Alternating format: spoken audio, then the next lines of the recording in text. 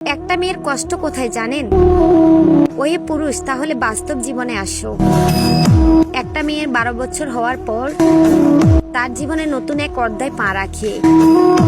সে কষ্টটা তাকে প্রতি মাসে ভোগ করতে হয়। যখন মেয়েটা 16 বছরের দিকে যায়, মেয়েটা তখন নানা দিকে চিন্তা ভেঙে পড়ে। মেয়েটা 18 বছর যেতে না যেতে যখন নতুন করে একটা সংসার গোছাতে শিখতে হয়, যখন মেয়েটাকে সবার কথা শুনে চলতে হয়, তখন মেয়েটাকে অতীতের কথা মনে করে কাঁদতে হয়। যখন সব সামলিয়ে মেয়েটা সন্তানের মুখ দেখে, তখন সব অপমান, অবহেলা, লাঞ্ছিত সহ্য করে। সন্তানের মুখের দিকে তাকিয়ে সব হজম করে নিতে হয়। মেয়েরা তো প্রতিটা ক্ষেত্রেই অসহায়।